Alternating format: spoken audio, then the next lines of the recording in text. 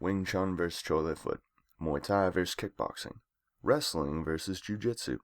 You don't have to look hard to find style vs. style matchups. Even in the world of MMA, the thing every promoter remembers is, styles make fights. Although it's often exciting to see how each fighter plays off their own strengths and the weaknesses of the opponent, the ego has a way of getting involved. "My style is much better than yours" is a phrase uttered by everyone a handful of times in their life. If not, then something similar. Style vs. style matchups are usually centers for catty martial artists.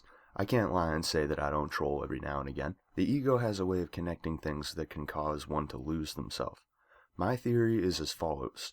When someone hears another commenting on how their style is better, they take it personally on a subconscious level. You see, when you insult someone else's art, you are more or less saying, "You cannot fight and I could kick your ass." This may not be at the forefront of the argument, however it is in the back of the mind. Declaring one style to be better than the other means that you are a part of an elite group that the other person could not hang with. MMA guys. One must remember that there is no preset way of doing things. There is what works in the moment and what did not. It doesn't matter if I land a Thai style head kick or a Taekwondo style. It's going to hurt him either way. A factor to consider is when and where to use the move. For instance, Taekwondo kicks do not have the same effect on the legs as Thai kicks, so I would go for Thai low kicks. Taekwondo kicks tend to be faster than the average Thai kick though, so utilizing the technique for head kicks can reduce the time the opponent has to react. Switching between styles can mess with an opponent greatly. Let him get used to slow but heavy Thai kicks, get him to lower his hands, and then come up top with a Taekwondo kick. Context is everything, even in a specific art. When one is in the pocket as a boxer, they will react differently to stimuli than if they were outside. You can see boxers go from long, graceful movements to compact and tight. Often what people are told will not work actually can work in the right context. It's up to the fighter to experiment and find ways to work it in. I've found that what will not work as a knockout blow usually has some form of practical application as a setup. What you see now is an example of an outdated strike from Muay Thai. As an MMA fighter, I've found success with this move during sparring. When you add takedowns to the fight, it opens up a horizon for the move. One can shoot in early on in the fight, and when the opponent starts reacting to it later in the fight, a fake can then be employed. What is great about this move is your weight is forward, and you will stand him up with it. So, say he defends with his hands like you see stand-up oriented fighters do. You just stand him back up, and use the momentum from the movement to take him down with a real shot.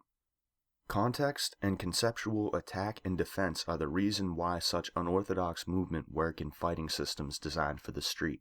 You are not just attacking an assailant, you're reacting to the stimulus. Every new factor brought in, such as a knife or his friend or even your friend, changes the dynamic of the fight. One cannot fight two people the same way they would fight one. It simply will not work. Another example of this is the unorthodox styles we are starting to see pop up in MMA. Traditional martial arts are being integrated into an MMA scene that has become a one-dimensional world of kickboxer, boxer-wrestler, and jiu-jitsu fighter. Traditional arts are making a comeback in order to compete with MMA. You're seeing more practical application and more experimentation in a world of which the main critique could be the pigheadedness of masters who refuse to change tradition. In the opinion of this YouTube martial artist, there is no such thing as style. There is combat. There is a winner and a loser. It doesn't matter if you pull off the most challenging move your style has to offer. If he knocks you out later in the fight, it was all for nothing. I hope you enjoyed this video. Do you have any unorthodox moves in your repertoire that may earn you flack at your gym? Tell me about it in the comments. Please like, sub, and share. The next video is going to be out soon. Thank you. One thing about fighting, all aspects of fighting, there's just principles you learn, but I hate when guys go, "That's wrong." It's like, well shit, if it worked, it worked. Because you can do a technique perfectly, A to Z, and it doesn't get the desired effect. Because anybody can learn principles and learn real stagnant information and just facts. But can you make it work on the fly, you know? This is how a gun's supposed to be taken apart. When you go to do it and something's sticky and something's here, you have to sit there and use the scientific method to go through, okay, well I think this is what's going on. This is my hypothesis, let me test it under control. Okay, well that wasn't what it is, let me put something else under control. So that's what trying to be fighting is fluid. Not only comes from lots of training, constantly putting yourself in situations and trying to adapt as soon as possible. Like I said, I had never done that knee bar before. Never, not in that combination. But because I kept my mind relaxed and fluid, I was able to do so.